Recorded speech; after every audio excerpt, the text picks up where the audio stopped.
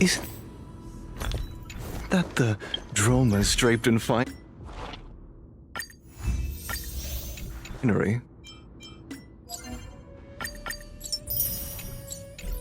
Avoid his gaze. I don't acquaint myself with blasphemers. Don't worry. He's too full of pride to pay us any attention. Your nickname is Dromus as well? You must really like those creatures.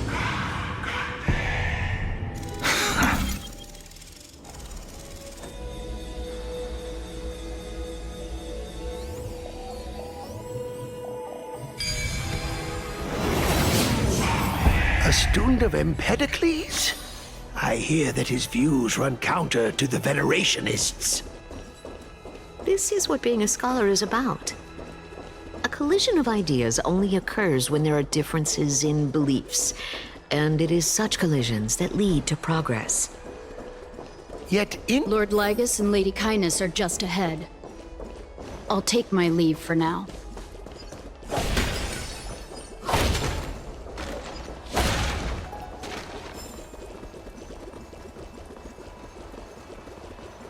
Welcome to the Demigod Council, esteemed guests. Lord Anaxagoras, oh, I've heard so much about you.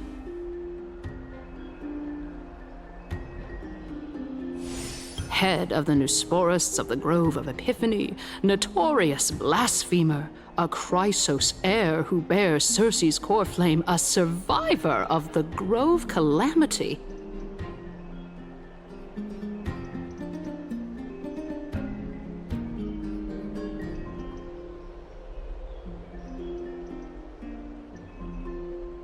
Did I miss anything? Well, if so, please be so kind as to enlighten me. Since Lady Kindness is already well acquainted with me, I won't waste any effort introducing myself again. But then again, perhaps the customs are different here. Back in my hometown, there is a form of etiquette known as honoring guests. The host will welcome their guest with warm hospitality by treating them to fine wine and a cozy bed. And yet, ever since I arrived, I have not been welcomed with warm courtesy or ceremonial gifts. Instead, I am met with intense scrutiny. Even more absurd, the host has sharpened their blade and instructed their servants to lie in wait in the shadows. Perhaps you intend to cut open my heart, retrieve the core flame, and then hold a grand feast for all of the guests. Everyone, stand down. Thank you for understanding. I am but a feeble scholar who is not used to the stench of avarice and blood. No need to be humble, my lord. From my perspective, your courage and gumption are worthy of the reputation of the Seven Sages.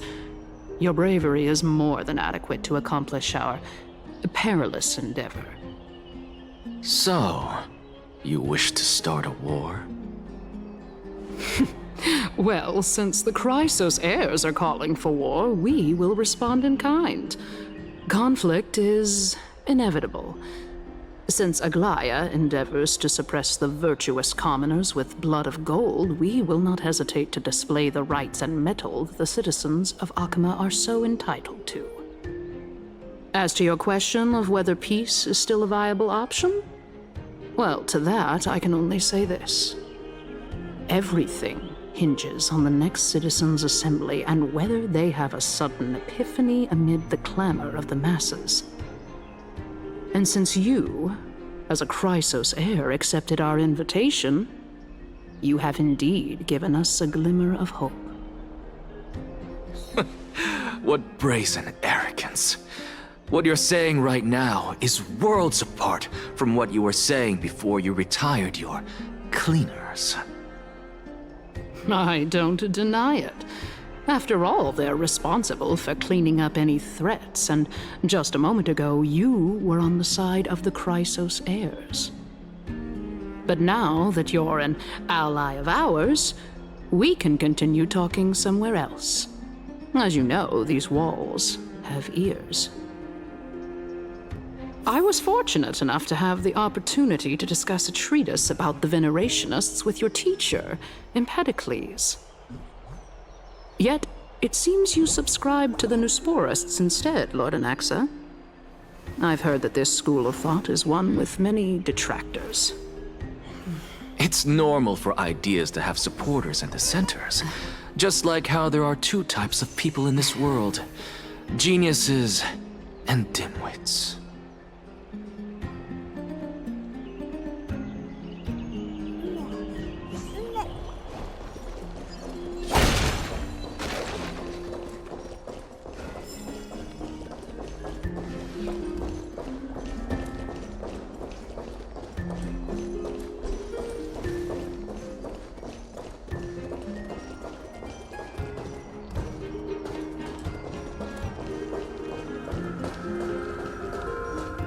Welcome back to the hub of the Demigod Council, Lord Anaxagoras. Surely you remember that countless eloquent orators have stood in this spot before and emerged victorious by stoking public sentiment with their words. And yet there have also been innumerable blasphemous philosophers who set themselves up for failure because they refused to defend their actions. This tiny stage is the most profound embodiment of Akama in centuries. In 15 days, this site shall also become the most important, as well as the final turning point in Akama's history. May the both of us carry out our duties with honor and lead the masses back toward the Erechrysia, a golden age with no death, strife, or trickery. Oh my, 15 days and nights. That aligns perfectly with the date of your demise. Could such a coincidence truly exist? Using death to prove myself fits my intentions perfectly. What strong conviction you have, as expected of the hero who dared to stand up to the Gold Weaver. As expected, she misunderstands you. That's enough, Lady Kindness. Dispense with the niceties. I only accepted your invitation so that I can serve the commoners alongside the members of the Council of Elders. Don't test my patience with such superfluous formalities. Well, you say that now, but surely you also require my aid as well, so that you can stay alive even when being pursued by the Golden Thread? You worry too much. She won't show her hand too freely, as she still needs to garner support from the masses at the Citizens' Assembly. Even someone like me can tell that only a sliver of her humanity remains. Surely you're not asserting that she will definitely act in a rational manner. As you're no doubt aware, Aglaya covets the core flame that I possess, which makes it the bargaining chip that allows me and the rest of you to negotiate with her. However, in return, I'll need the Council of Elders to support me as much as possible. Naturally, this includes the guards as well. You're well aware how valuable Circe's core flame will be in the Erechrysia that you are desperately pursuing. Talk is cheap, so you'd better act prudently as well. I understand. After all, this battle of wits is just a means for each party to acquire what they need. As long as your request is reasonable, the Council of Elders never shortchanges its allies. Since we're both intent on mutual cooperation, let's not mince words and just speak plainly to each other. Let us decide how much we can secure for ourselves and how much we're willing to sacrifice, like true philosophers. with our words and wisdom.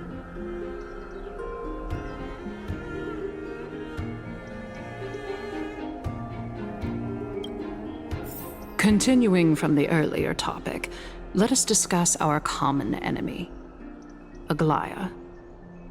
She is the second most experienced Chrysos heir across the whole of Akama, who has gradually lost her humanity to the ravages of time and the ablation of the core flame. A formidable opponent indeed. Admittedly, there is ample reason for her to take your life. Yet your previous reasoning is quite sound. As a seasoned political animal, it's unclear whether she will actually cross that irreversible boundary. Moreover, she still needs you alive so that the Titan's trial can be completed. Is there anyone present who can swear by the sacred vow of Kefali and guarantee that you weren't in league with that woman before coming here? Are you just trying to pull the wool over our eyes and aid her in her savagery?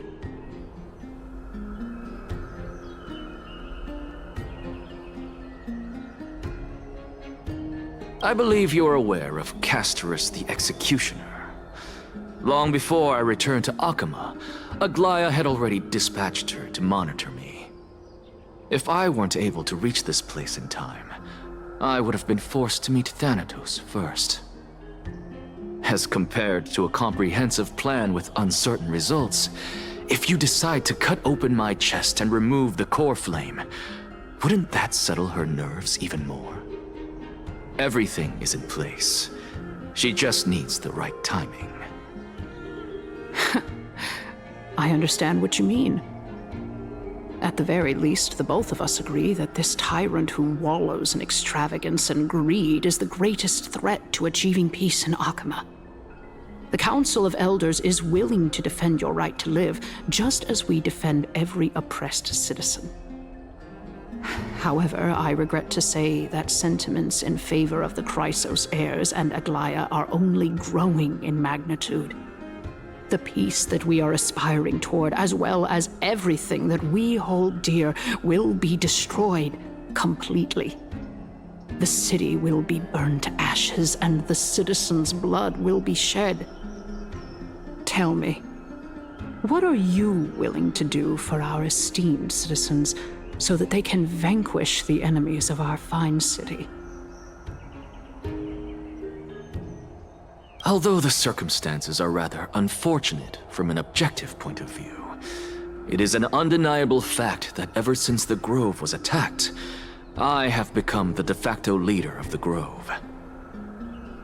The Council of Elders needs more backing if it wishes to topple Aglaia, and it's evident that the Academy wields considerable influence.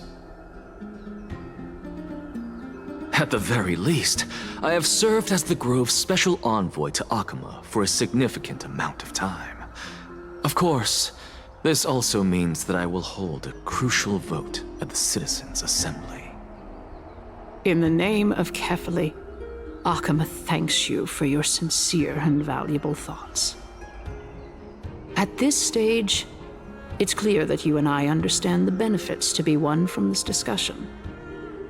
Let me put it plainly. The Council of Elders has always been renowned for its fairness, and that fairness is built on a foundation of sincerity.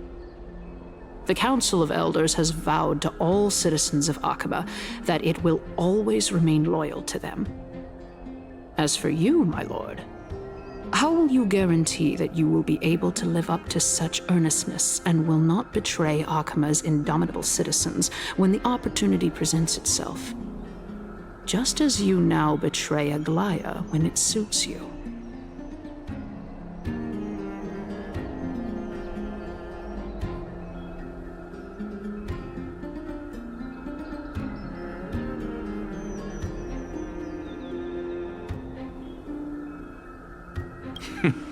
Surely you jest.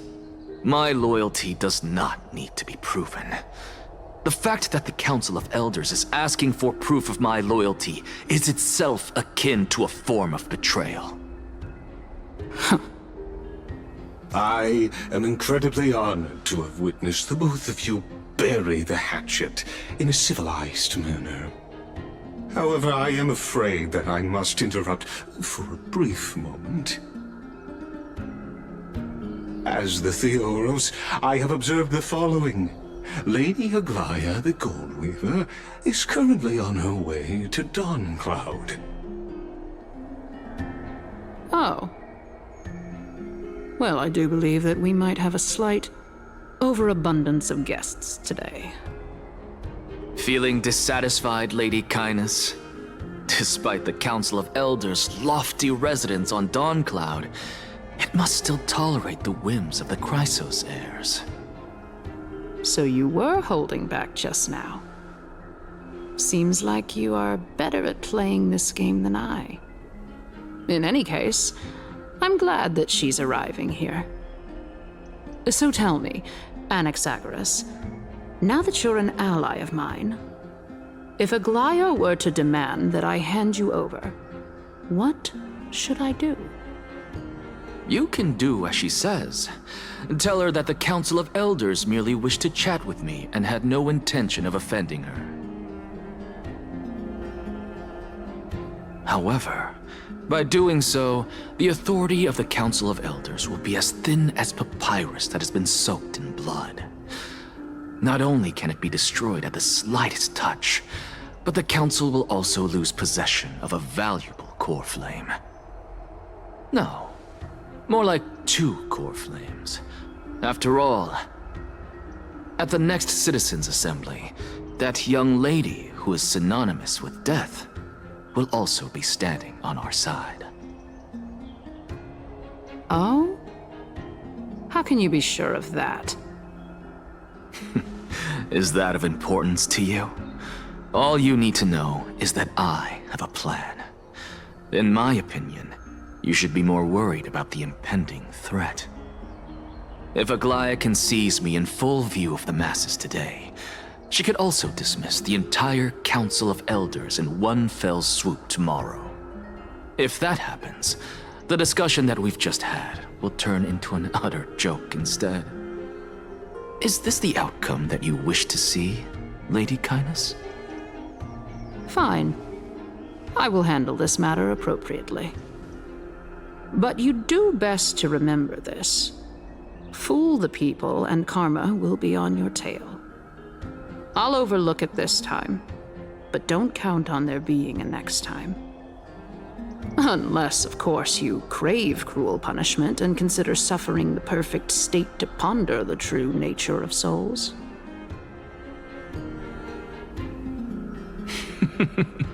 Well, what do you know? That happens to be one of my rare talents. We shall see, then.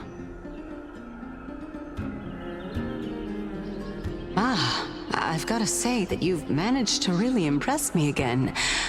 But shouldn't you be going after more? Dying to know what I'm after, hmm? I mean, I'm the reason Titan after all. It is in me to ask and seek answers. Easy there. You'll learn the answer soon enough. I didn't bring it up with her purely because she doesn't have the means to give me what I truly want. It's as they say, onlookers see most clearly. The true masters of Dawncloud have always been the Theoros, who watches over everything.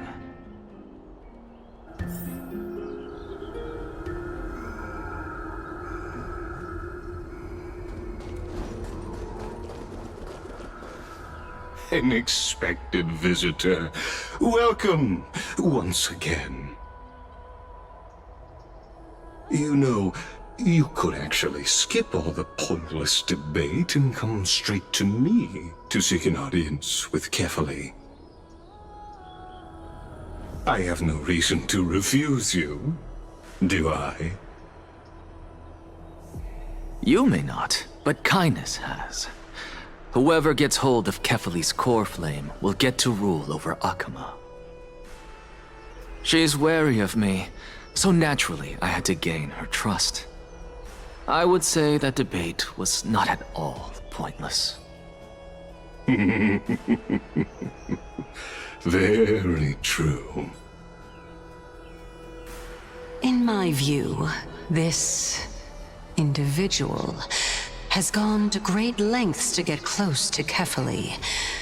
He might very well be plotting something nefarious against the Titan.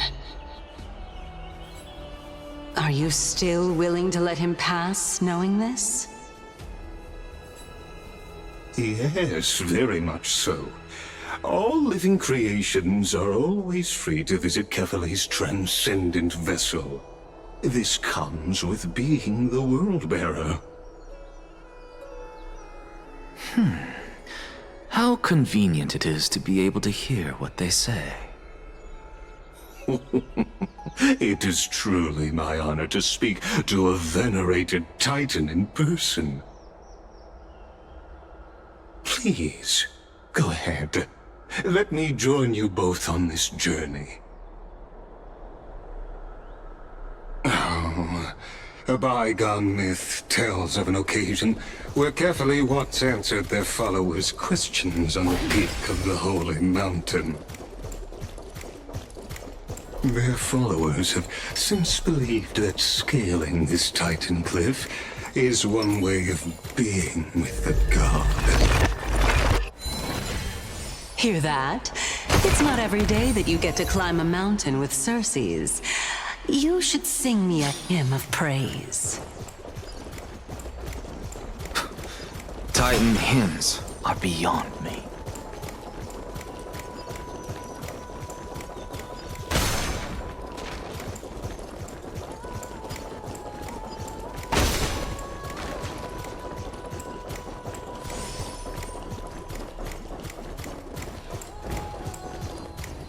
Go on ahead. Take this Yanis shortcut, and the long pilgrimage stairway will be waiting for you at its end. I have to admit, I never expected you to not ask me anything. Not even my motive. Because I know very well what it is you are after. As the saying goes, a gentleman helps others achieve their goals. I have a feeling that your theory will be validated at the end of this journey. I believe Kefali will not deprive you of your right to ask your question, especially now that you're on the brink of death. You must be closer to Kefali than anyone else. Wouldn't you agree? I hope things go as you say, then. Putting a child of justice into a farcical world is bound to turn it upside down. It is my hope that you bring a much-needed change to this world which is on the brink of destruction.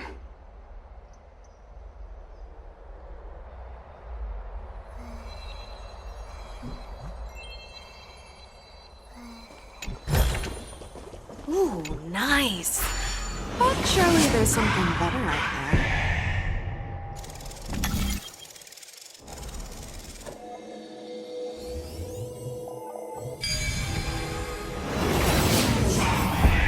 Honestly, this is my first time going up to Dawn Cloud's peak. What a splendid view. Isn't it about time you recognize the magnificence of us Titans? Well, I don't see how this place is different from those temples in the city. All they have are magnificent facades. And even though I've come this far, I'm still doubtful about getting useful clues from him. I must be getting ahead of myself to be expecting to hear something nice from you. Oh? Haven't you been in my head for some time now? It's high time you get used to how I feel about things. Alright, we're just a short hike away from Kefali. No time to waste here. So the intellectual debate from earlier was too draining for you, huh? If Amphorius gets a new lease on life, you should focus on strengthening your body and stop shirking social interactions. Save your concern. The Titan is in sight. Can you make it? Why? Are you going to carry me up if I were to fall now? I know how far I can go, so just hold your tongue and come along. Fine then. I guess I won't say any more. I'll just wait till your soul dissipates completely to gain control over your body. Wait. Who is that? Cersei's? Hey, look at that. Huh? What should I be looking at? Am I hallucinating? Or do we even get to see souls when we're close to dying?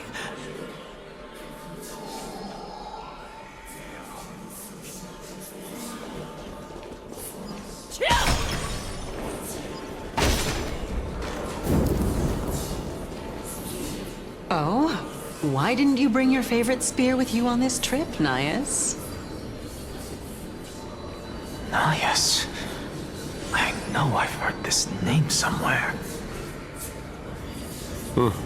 It's unfortunate.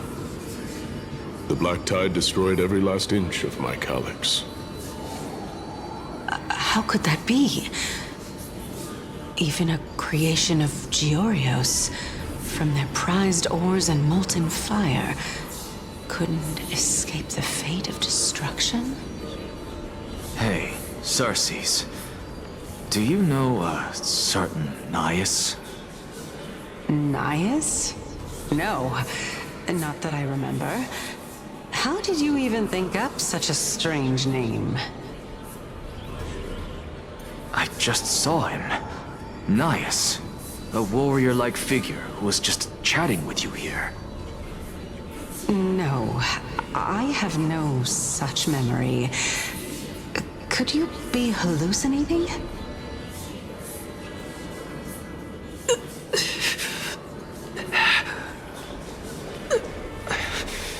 This is a departed spirit?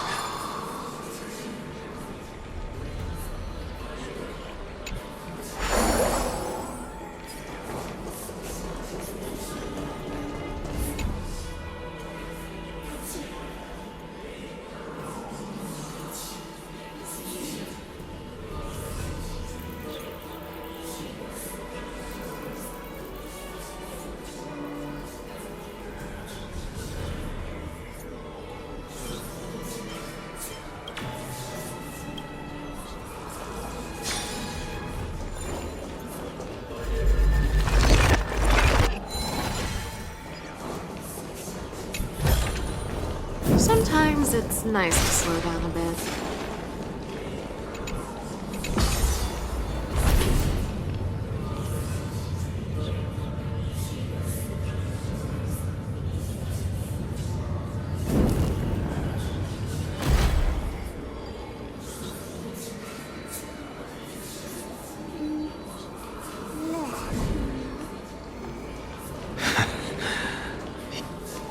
Enough about me. Did Kaos ever reply to you? Well, regrettably. Seems like the price of becoming a demigod is a lot heftier than we thought. Kaos. Demigod. I've never heard of this person. Which Titan's authority did he inherit? Look on the bright side, Nias. Since we've come all this way, I doubt he'd snub his old friends, would he? Let's just hope we mean as much as the world to him. Hey! Are you seeing that same hallucination again? Yes. It's still you, Anais, but you're now talking about a certain Kaos. I'm guessing he's one of your companions? Kaos? This name sounds just as strange to me. Never mind. I think I know what this is about. If things are as I thought, then they aren't hallucinations, but the souls of people. What? But if those are the souls of the dead, then what am I? Beats me. For all I know, you're just an illusion I conjured up in my dying moments. Let's just keep going. As long as I take in more sights and hear more stories. Know your limits. Wander too far among the dead, and even I might not be able to save you.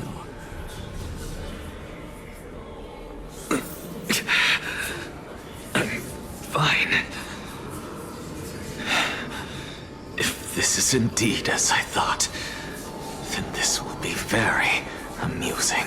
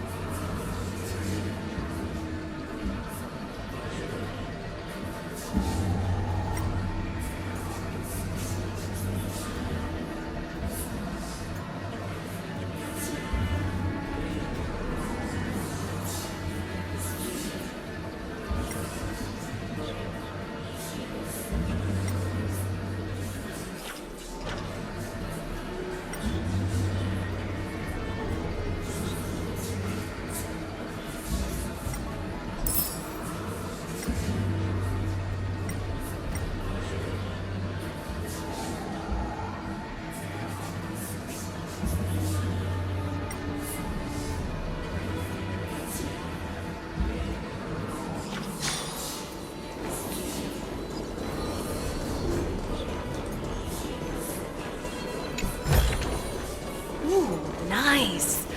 But surely there's something better out there. So...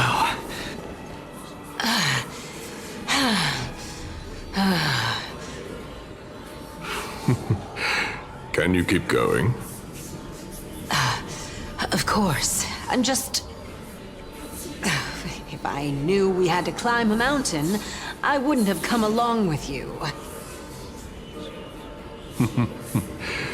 I guess this also counts as one aspect of the world-bearing burden. If Amphorius does have a next life, you may want to get your body in shape. Keep your sarcasm to yourself. I'm not getting anything of value from them. I would sooner throw myself off this cliff and hit rock bottom than exercise even a little. I am Calypso of the Eminent Seven Sages, after all. Training would make me no different from those Helcalithist barbarians. Calypso. She's one of the Seven Sages. A member of the Grove? No, she can't be. I would know her name if she really were one of the Seven Sages. Hey, Circes. Does the name Calypso ring a bell? Circes? They're gone. Doesn't matter. I can do this myself. Looks like I'm nearly there now. Oh, beautiful old world. Where are you now? Oh, legendary era Chrysia, return to the mortal realm. Splendid gods once walked the paths we walk. Alas, all that's left of that warmth is a hazy mirage. Why are you chanting that too?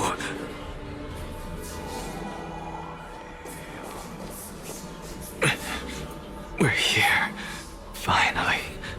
So, I don't get to ask the Titan my question, but all of you make for a pleasant surprise, nonetheless. Very well then, let me uncover the truth for myself.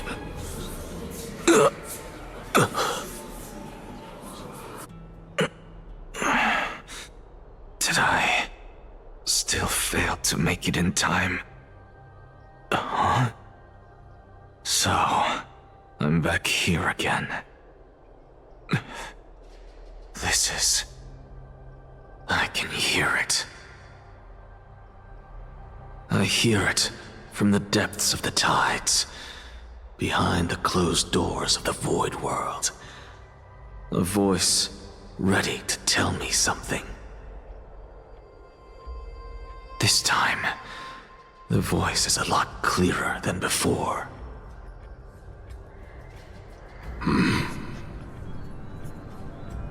Since we've come this far, let's just wait.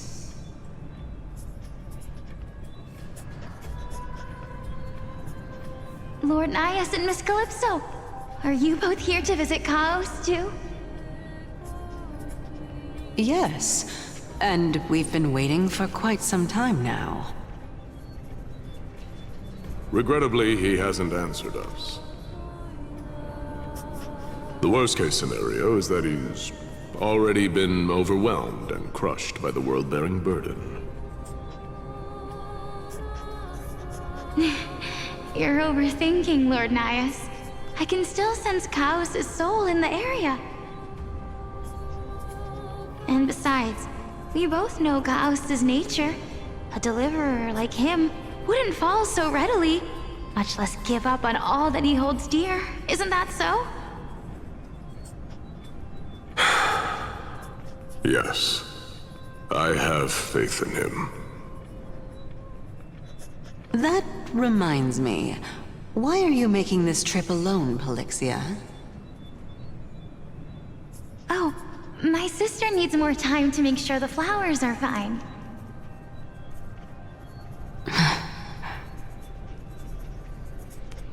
Such a pity.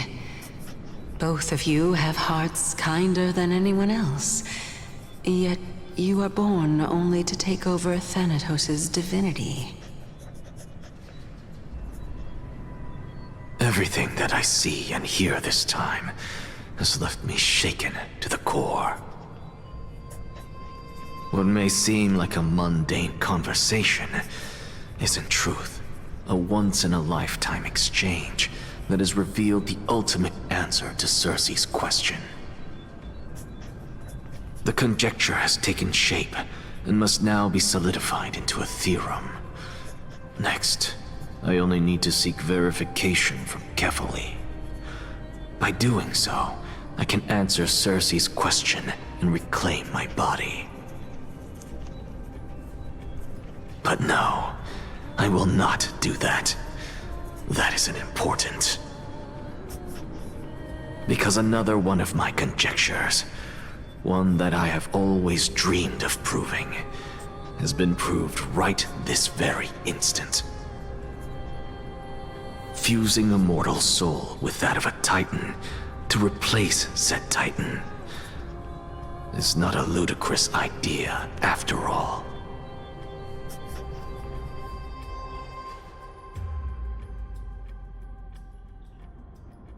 What are you thinking about?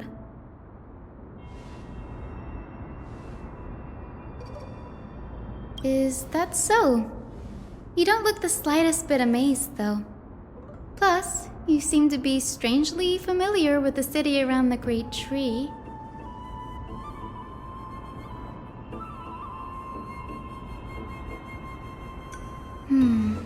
Events of the past, huh? I was also a child when I looked up at Circe's. Their leaves and branches reflected the sparkling stars, and their trunk was like a pillar that supported the sky and ground. I stood at this very spot back then, imagining the day when I could climb to the top of this tree, because I would be the closest I can be to the sky at that spot.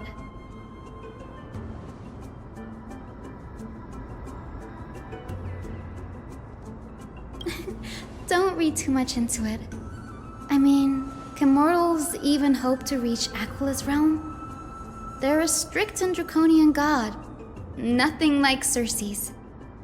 Reason is willing to share what is theirs with others, but Sky only expects people to revere them. You get what I'm saying, right, Denny? After all, the Titan that imprisoned you and Grey here in Amphorius is none other than Aquila themselves.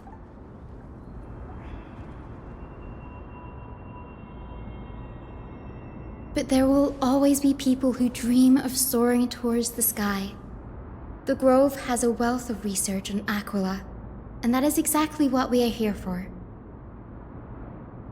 It's just, I never thought Grey would meet with something like that before we set off. As a physician, I should have been there by his side.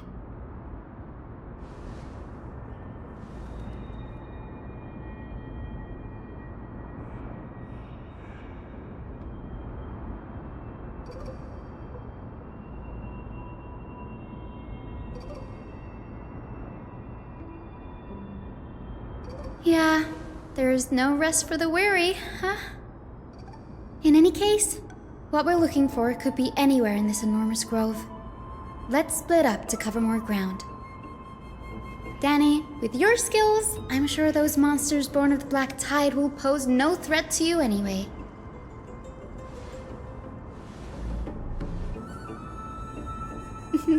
Have you forgotten that you're talking to the chief physician of the Twilight Courtyard? Have more faith in me. I'll be just fine.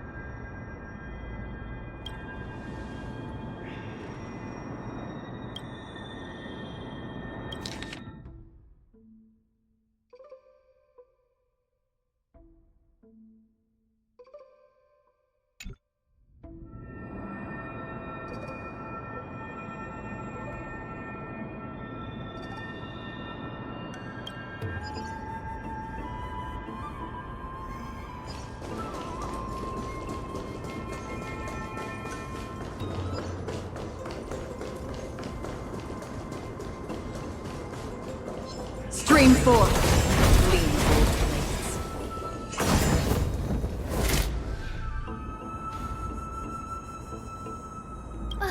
Really now?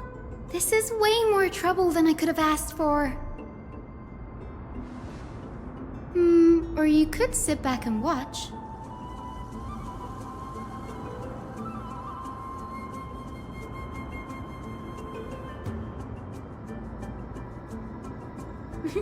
I'm kidding, Danny. Lend me a hand, pretty please.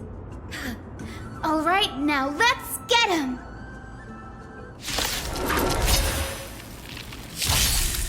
Sam in position.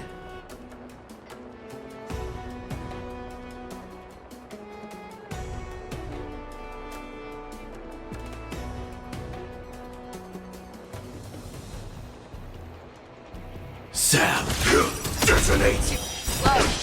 Like fun till everything burns to ashes! Set in the seas ablaze! Fight to live! You're falling apart on your own. The fearless knows not fear. How won't you? Step up, let's see ya.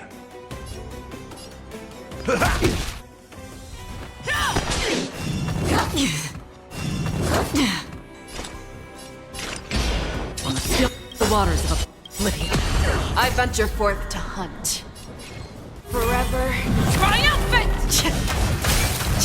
Victory is inevitable! I weep for the departed.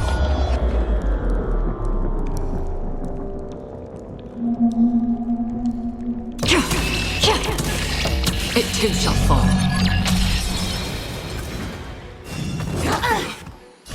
Set in the seas ablaze!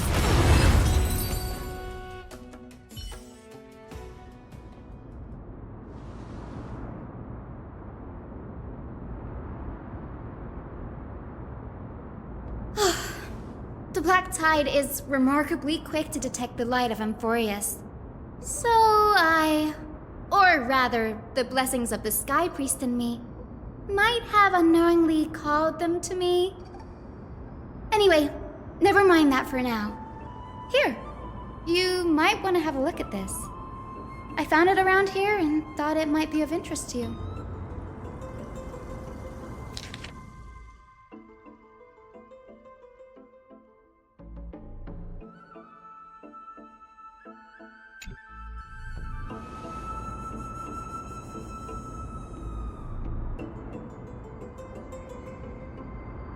This is new. I didn't know Professor Anaxa was researching the sky. He's never mentioned anything about it.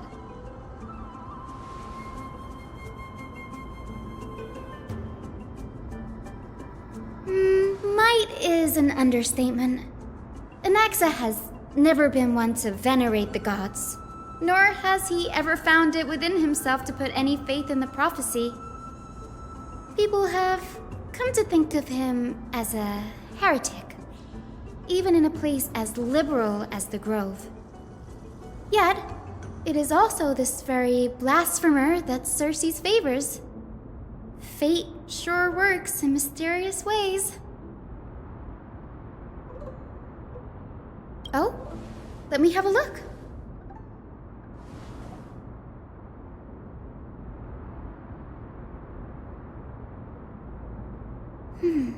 By the looks of them, these scrolls are records of two conversations that took place in the same setting, one after the other.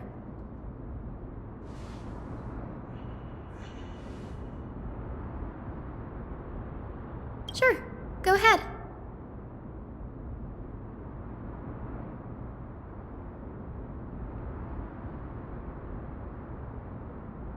The Grove of Epiphany is home to 7 schools of thought. While all 7 schools are founded on the ideologies of Thalesis, the first scholar, each is unique in its own way. Among them, the Venerationists revere and worship the Titans the most. As the sage of the Venerationists, Euthyphro has always been at loggerheads with Anaxa. If we were to place the 7 sages on the scales of Talanton, Anaxa and Euthyphro would be placed on opposite sides to achieve balance.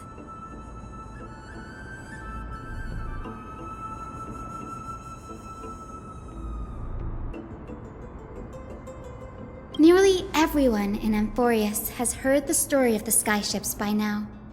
Aquila's stature is loftier than the heavens, and their divine retribution is merciless.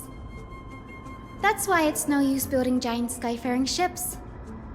Oh, but I do wonder if a supercharged mini Treevy cannon could slip past their watch.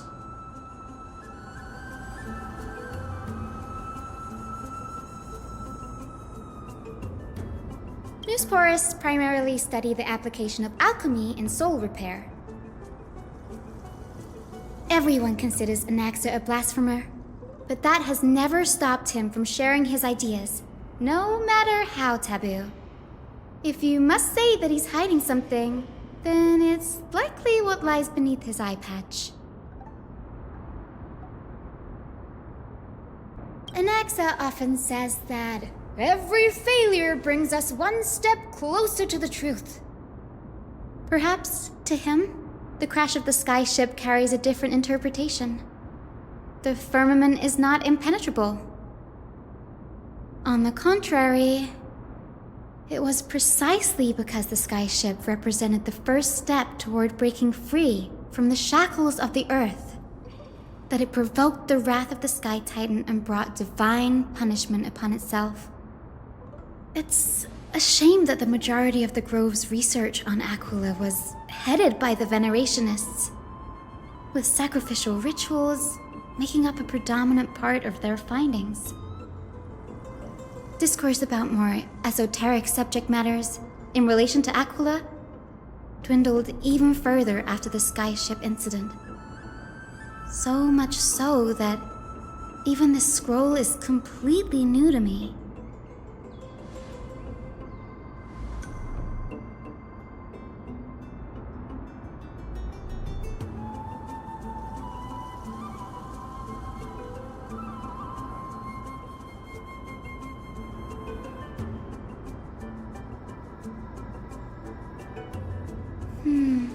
That's what I'd like to know. What are these experiments he's involved in? Even I, the assistant lecturer, know next to nothing about them. I have a bad feeling about this. Could there be more to what happened at the Grove?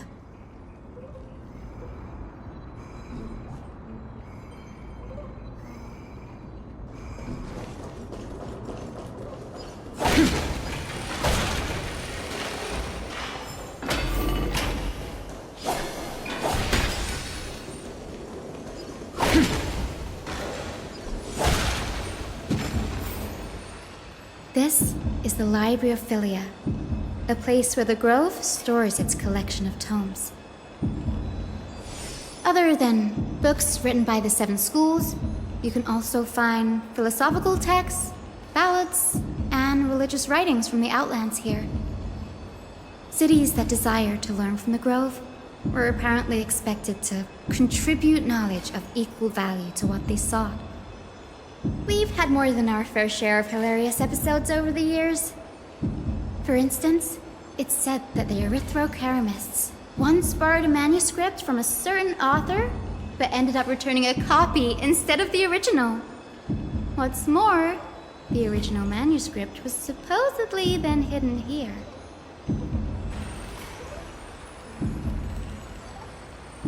Nice?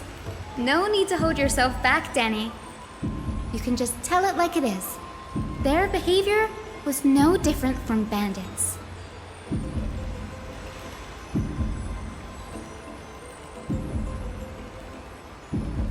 Whew. You've got me there.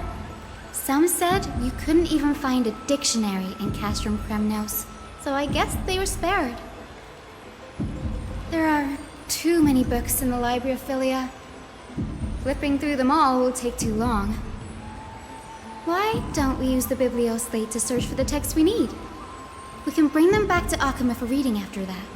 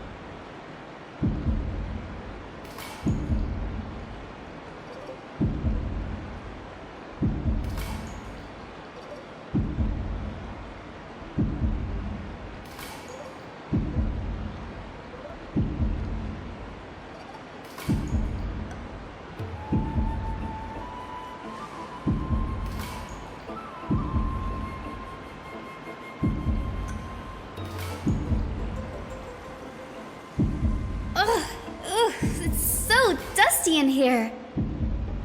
Whoa. Are these all complaints about him? I can already see what they must have written. Anaxa has no respect for the gods. His very existence undermines order in our society. They're probably all things like that.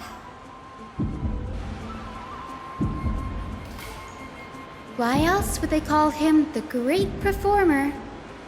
When Anaxer established his school of thought, the first thing he apparently did was read his own work to everyone. Are the Titans truly an accurate reflection of what humans think gods should be? Worlds created by gods are indubitably perfect, but what of Amphorius? Only foolishness and insensitivity everywhere you turn.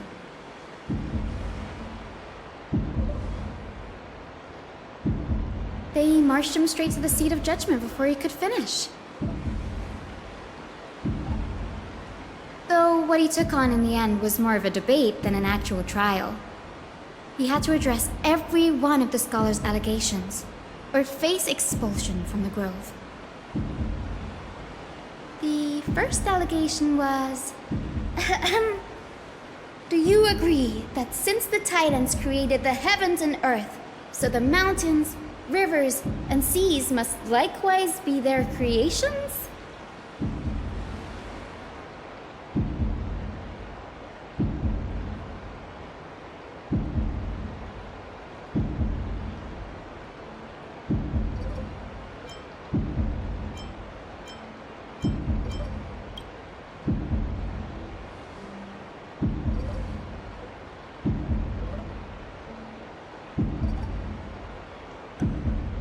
Anaxa said the same thing then.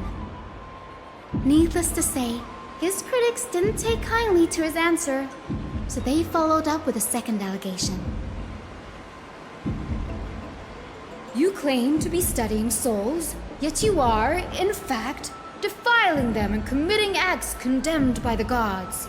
Do you admit it?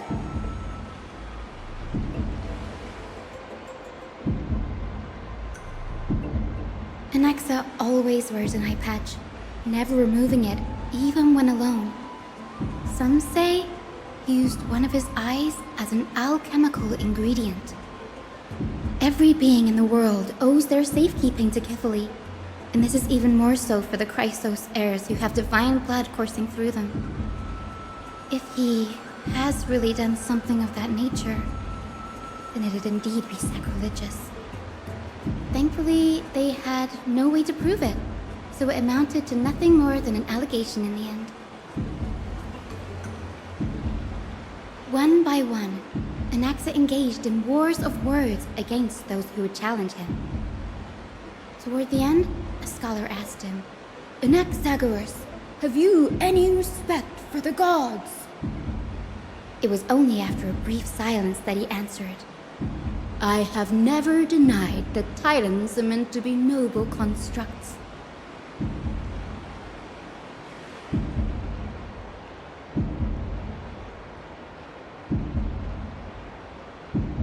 Yes, I'm not sure how that controversy was eventually resolved, but what's for certain at least is that Anaxa was allowed to stay in the grove where he continued his research, despite being regarded as a heretic. By the way, this stack of complaint letters has reminded me of a place in the grove. We may find clues there that aren't on the teleslate. I'm talking about Anaxa's alchemy lab, hidden between the cornerstones.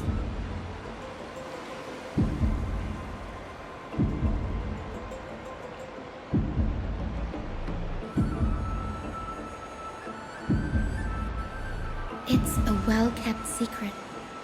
Among the 7 sages, excluding the nominal chief sage, each has a private sanctuary where they can conduct research undisturbed in their free time. Even the administrators of the Library of Philia are restricted from accessing those places and documenting the sages' research. But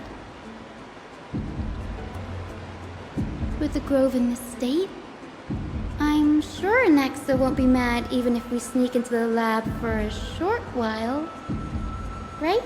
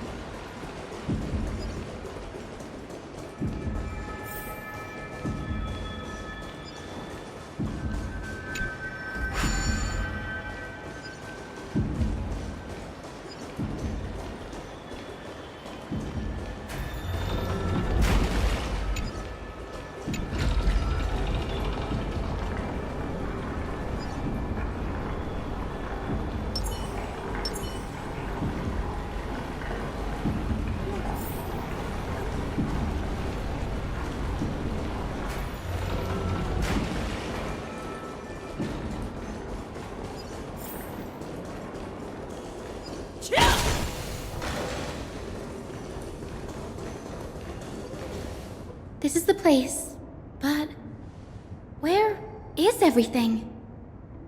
Materials for alchemical experiments, matrix diagrams, and even the seal to the lab. They're all gone. Did the Black Tide destroy it all?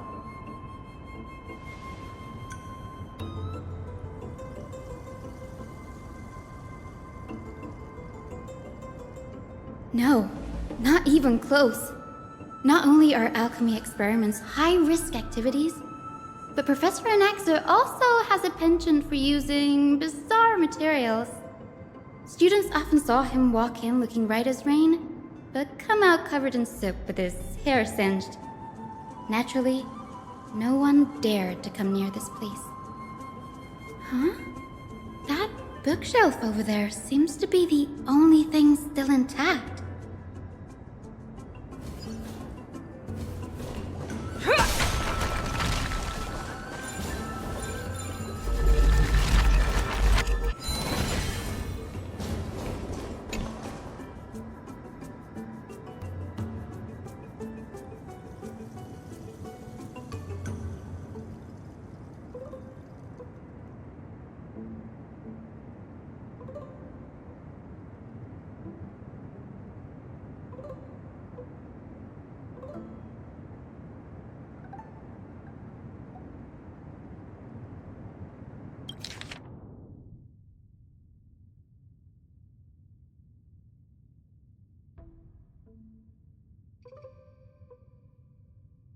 What's going on?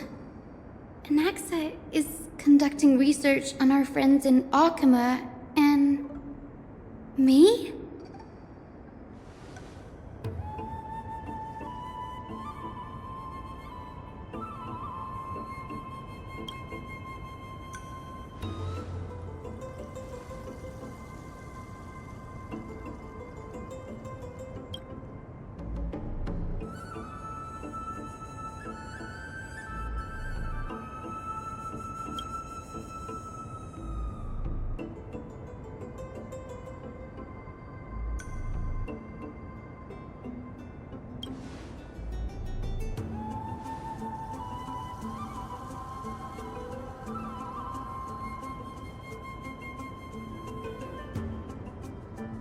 It wouldn't have been so strange if he had focused only on Cassie, given her own curiosity about her origins. Plus, considering that the new sporists have crafted omnipotent medicines capable of curing diseases, it also makes sense that he would conduct research on immortal Chrysos heirs. But now, it seems Anax's objective was never to create medicine, but to identify the origin of the golden blood and figure out its inner workings.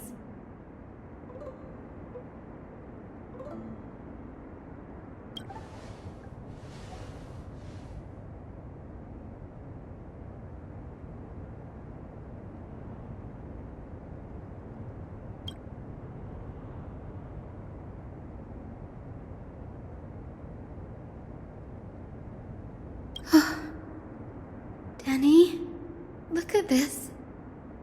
I have a bad feeling about this.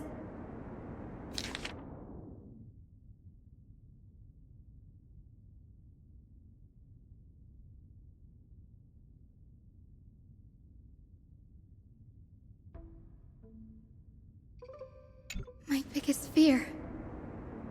It's come true. After going through his notes, I think I can piece it all together now. Anaxa was carrying out experiments on soul transmutation.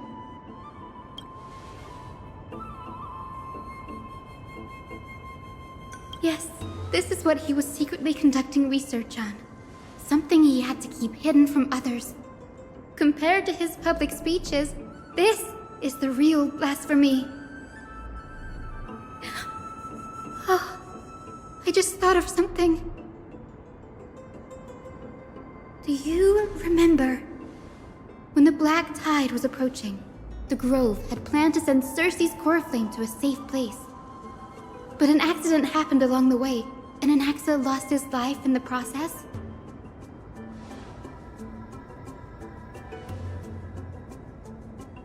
That's right. But what if Professor Anaxa's fusion with the core flame of reason wasn't an accident? Put yourself in his shoes. Knowing that the Black Tide was closing in and your time was running out, what would you have done?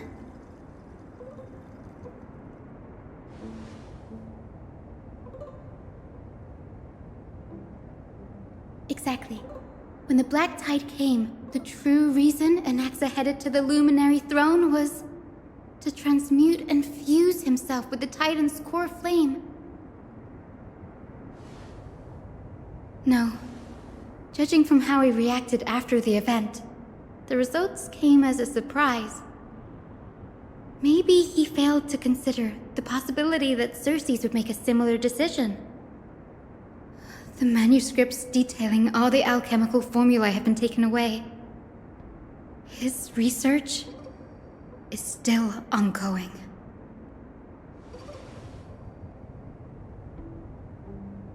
Like, what? There's only one Titan left in the world now. No. No way.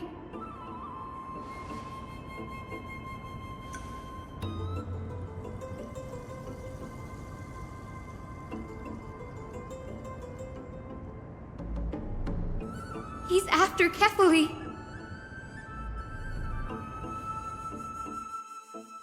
Sir, this sky above us, it's not real, is it? Of course not. This is just an image from a projection device used for educational purposes. A simple trick.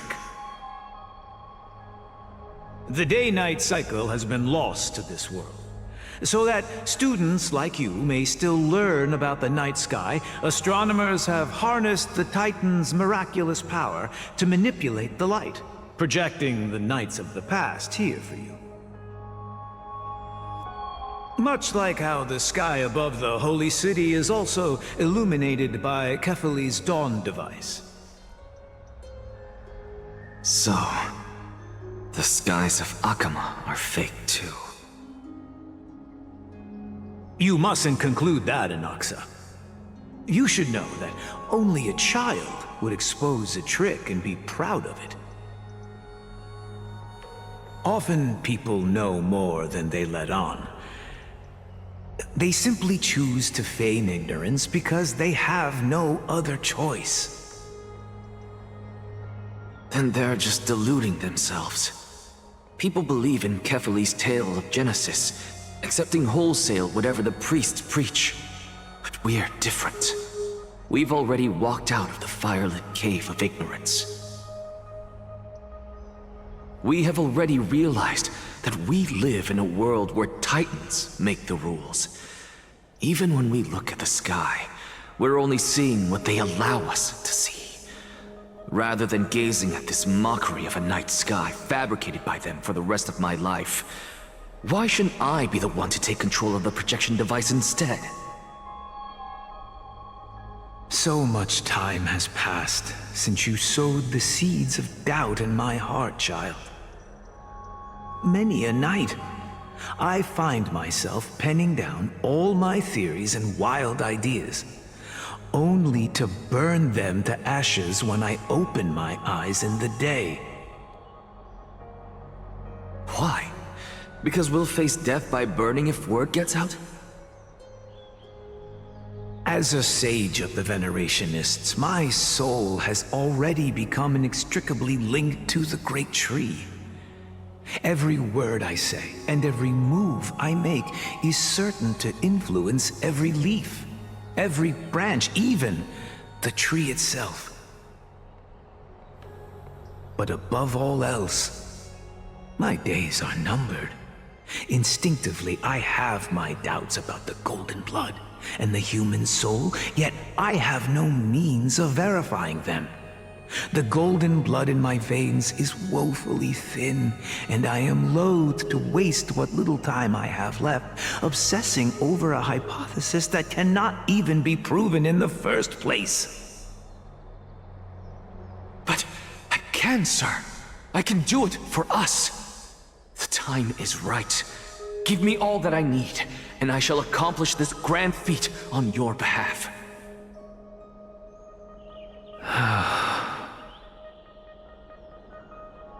You're right. I shall do just that. In the next meeting of the sages, I will spare no efforts fighting for the rights you deserve. Go. Establish your own school of thought. Find out what we are. Become the one who conquers the ultimate truths of the world. Child of humanity. You didn't go to such lengths for an audience with Kefali. Just ask him a few questions, did you? So, you figured it out. If I were as foolish as a Dromus, perhaps I'd throw myself down and prostrate before their greatness, begging for the gods' prophetic wisdom. Well, sorry to disappoint, but I'm no Dromus. Alas, I am a human, standing tall on 2 feet, possessing both intellect and pride. Before such power, does it make any difference whether you're a human or a Dromus? I'm sure you're familiar with the story of the Styxians. When the raging waves threatened to swallow them, they didn't just give up and become sitting ducks. No. They constructed a dam that kept the roaring tide at bay, chaining down the mad Fagusa. They call me a blasphemer, Xerxes. But that doesn't mean I deny the existence of gods. It's just, as I see it, Titans are simply a force that mankind has yet to find a way to tame. Oh? If power that rivals the Titans is what you crave, why not conform to the prophecy and brave the trial? Why stop at harnessing the power of the Titans when I can do so much more? The source of life is what I wish to grasp, to understand what makes up the soul, and to learn what we really are. Thanks to you, I've had the chance to personally verify, in more ways than one, that the soul indeed ceases to exist in death. But where there is death, there is life. And where there is an end, there must also be a beginning. How then is a soul born? That was the only unknown variable left in my calculations. And by the sound of it, you have already formed a conjecture. No, I have already drawn a conclusion. In my journey unto death just now, I finally saw the answer with my own eyes. Professor Anaxa, I'm here. His life hangs by a thread. I must ask you to refrain from taking any unnecessary steps. Of course. I'll bring this to a conclusive end, and give you the answer you so desire. However, in accordance with the principle of equivalent exchange, I must also demand from you what I need. As you wish. Don't you care to know what the price might be? It's a matter of uncovering the truth about the Death Titan and his survival. This may be the only time I can ever save someone's life. There is no need for me to think twice. I see. In that case, let the show begin. Indulge me. Am I correct to say that you intend to prove Thanatos' whereabouts and prove the nature of our existence now? Before I begin, I must confess I had been stuck in a cognitive trap all this time.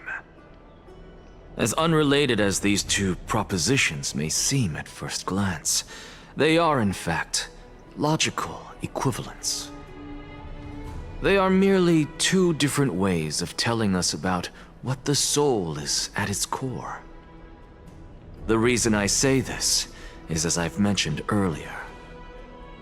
The answer was hidden in my journey unto death. Anaxa, you were in the Netherrealm? Yes, I am but a living dead man now, but that's not important. What truly matters is, I overheard a conversation between heroes. That's not all. Remember how I said you were a part of that conversation too, Circes? And I've told you that I have no recollection of such an event. That was likely just an illusion conjured up by the mind of a dying man. Of course you would remember. Because that wasn't you. That was Calypso, one of the 7 sages of the Grove. Calypso? Huh? Oh, that's the name I made up on a whim when speaking to this girl. How do you know of it? And surely you jest. Don't you think I, of all people, would know if that were the name of one of the 7 sages under the shade of my tree? Don't you claim to know the Grove's past like the back of your hand? It seems you've lost even the memories seared into your soul. Use your head, Circes. Since all of this took place in the realm of the dead, it stands to reason their likenesses are of souls from the past.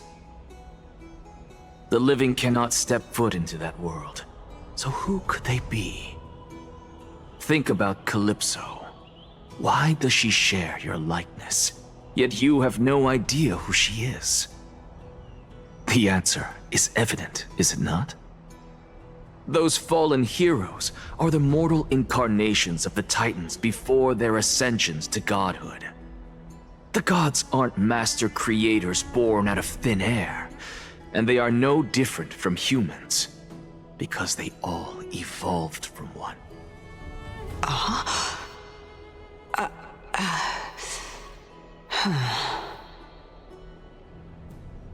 Does this answer disappoint you? Yes, because you've answered nothing. If I truly was once human, as you claim, then where do the children of humanity come from?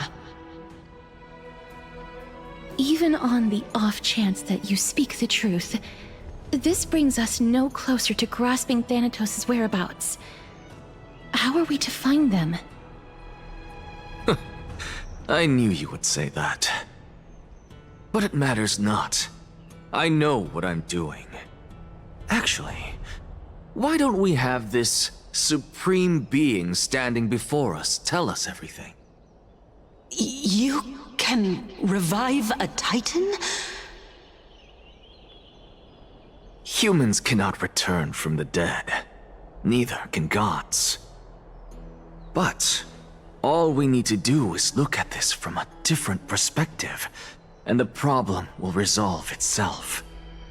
The solution is simple. Just like what you did to me. If I'm reborn as Kefali, I can rebuild the world and all within it as they once did. Simple, is it not?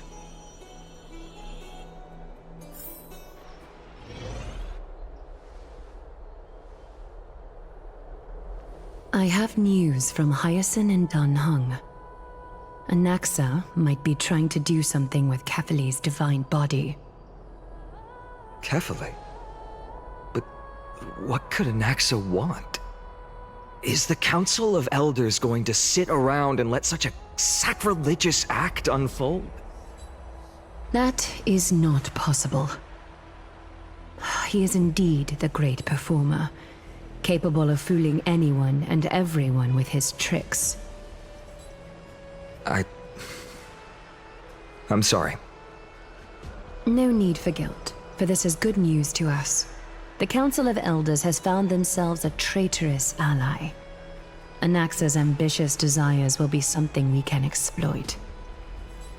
What we should be doing now is to keep our eyes peeled for whichever trickery Kainis is up to, and react accordingly to thwart her plans.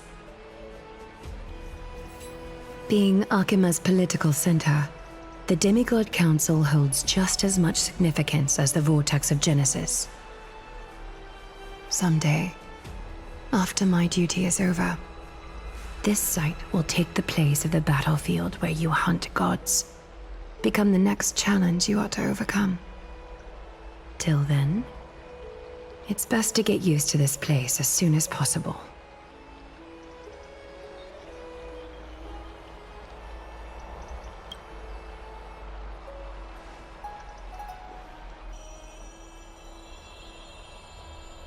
Preposterous!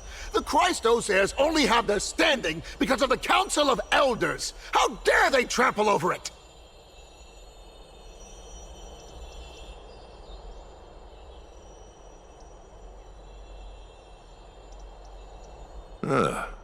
It's been a while.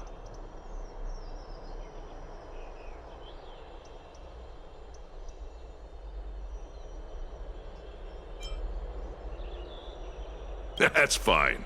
I recognize you. The young lord has nothing but good words about your courage. It has indeed been some time, Lord Krateros. What brings you here in such haste? Shh. Keep it down. Be more vigilant. See those duplicitous dogs over there? They do the dirty work for kindness. I've already ordered my people to hold them back, but we should still lay low. Unless you're itching for a bloody fight to get a workout in. My bad. So, did something happen? Did you hear thunderclaps last night?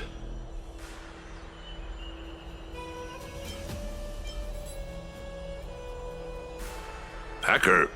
What? He's been through a lot lately, please pardon him. Can you tell us more about these thunderclaps? Thunderclaps are beacon signals of strife. They are a message from the young lord. He threw a spear bearing several words at Akama. Watch out. The Flame Reaver is back. I guessed as much. We didn't actually kill them back at the Kremnos Arena. I figured this is something you would want to know. We Kremnoans never back down from a fight. So if you plan to take that thing down in a battle, reach out to me anytime. You have my gratitude. I will let Aglaya know about this right away. Remind her to be on her toes while you're at it. That vicious kindness has been unusually active lately. Those lackeys she keeps under cover have been going in and out of the city a lot more frequently these days. Some even seem to be getting Kremnoans to defect to the Council.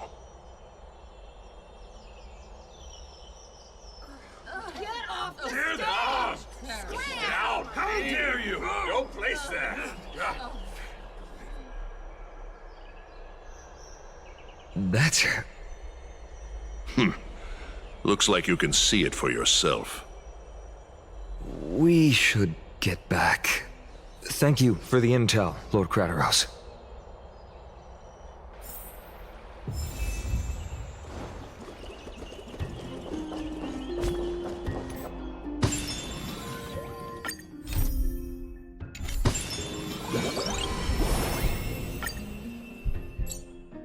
By Catholic into Lenten above, as the Theoros I have observed. Virtuous citizens of Akama, fine Vides, Elysiae, and the Outlander are heading toward us.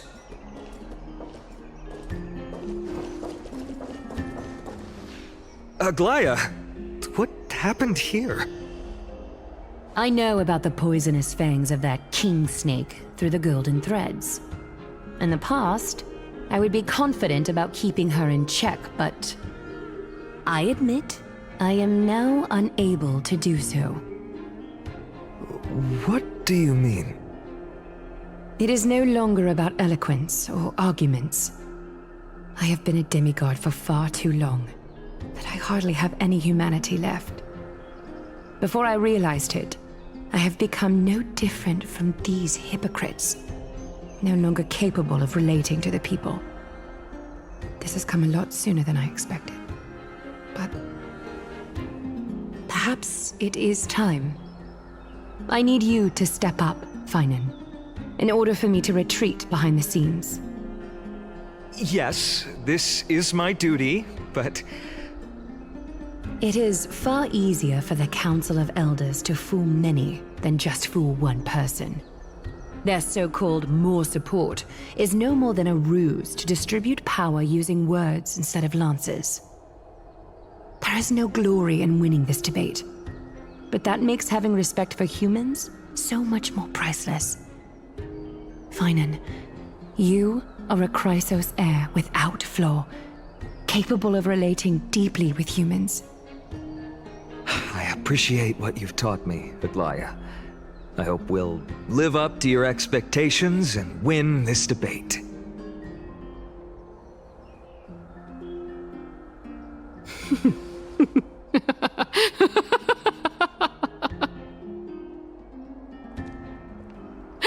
Oh, you've done well, Lord Calictus. Let me take over and personally close this debate for today. Dearest counselors, let it be known that I sorely miss the blissful times portrayed in lyrical poems. Back then, Amphorius was home to nearly 1,000 cities, each with their own local faith, while gods walked the earth and shared close bonds with humans. Yet, in the present, People from all over are forced to leave their homeland to seek refuge in the Holy City, where they hope to rest under Kefali's protection. All of us have long been in the same boat with no way out of this plight. We didn't have a choice in the past, but now the Council of Elders brings to the table a new possibility. All I have left is one question for you. Would you rather strive toward the unheard of Era Nova, or return to the prosperous Era Chrysia of our past? Make your choice. Now, which of the two would lead mortals to an ideal future?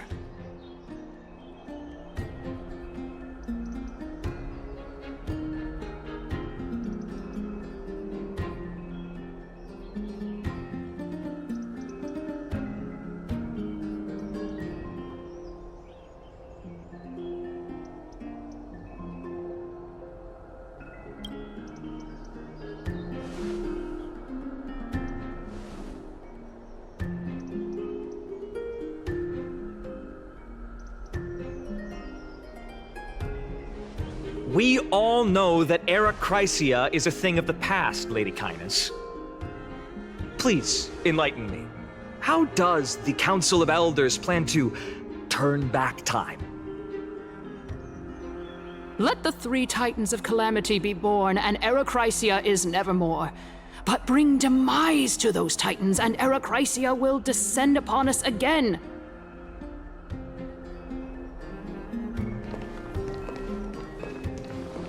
Know that the Council of Elders is never one to make empty promises.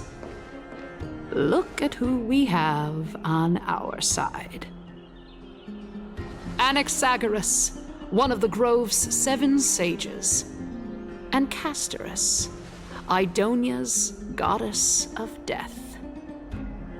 With the help of these two heroes, I can promise all of you that Era Chrysia will exist once more. Aren't they Chrysos heirs? They're supporting the Council of Elders instead? It's clear from the start that these heroes do not get along well in their group. All the more proof that Aglaya is unfit to speak on behalf of every Chrysos heir. I am in favor of Era Chrysia. Era Chrysia! Era Chrysia! Era Chrysia! Era Chrysia! Era Chrysia! Era Chrysia! Era Chrysia!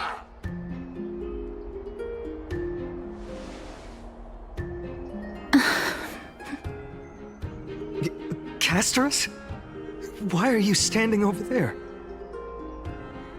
You finally arrived, Naxa. So have you, Cass. Don't worry, Aglaya. Well, I know that you have many queries.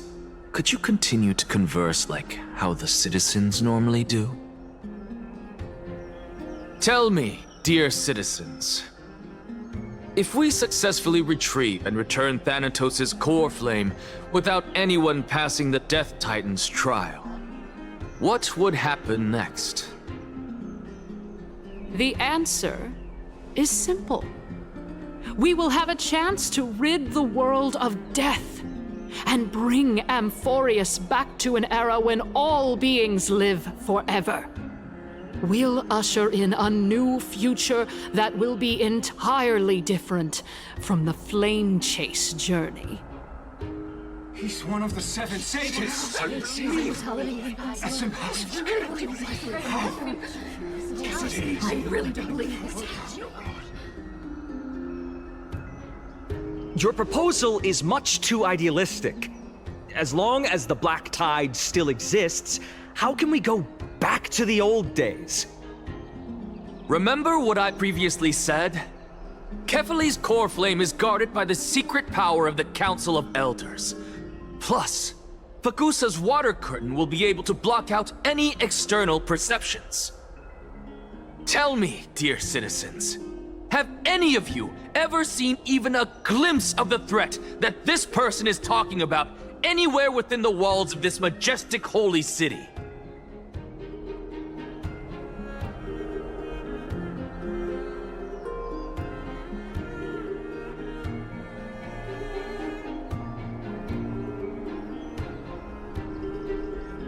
Oh? Could it be that you heard that from the Flame Reaver themselves? Citizens, let's loudly sing the blessed hymn. Oh, beautiful old world, where are you now? Oh, legendary Eracrysia, return to the mortal realm. After the destruction of the 3 Titans of Calamity, the Flame Chase journey will have to end. Eracrysia! Yes! Yes! It has to end! It has to end! It has to end! It has to end! This is bad. The masses are now totally riled up. Anaxa, pray tell. Everything that you've mentioned hinges on the premise that we can find Thanatos' existence, right? Thank you, Lady Aglaya, for still caring about this city. However, dear citizens, we are truly fortunate and blessed. For Castorus, Idonia's goddess of death, will surely find Thanatos under my guidance. What? With that, I solemnly promise that the core flame Lady Castorus brings back will be personally managed by the Council of Elders. Thereafter, if we are able to garner the support of all of you at the Citizens' Assembly, we shall spare no effort in ensuring that the Eracrysia will return to our world once again.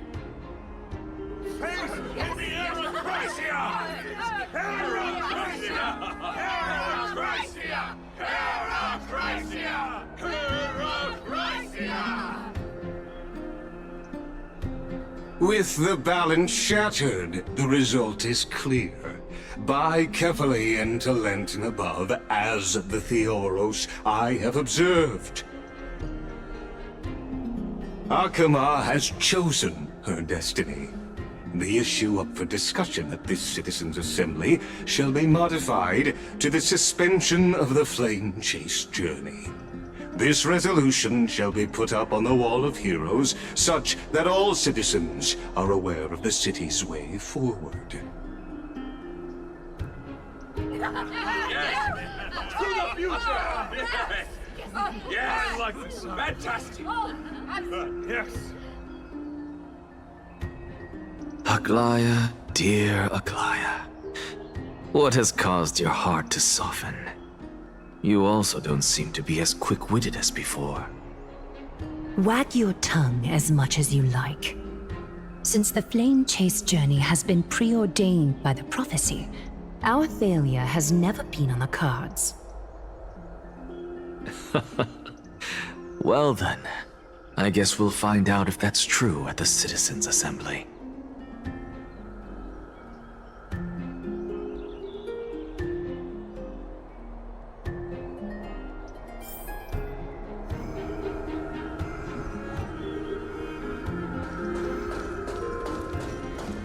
Stream forth.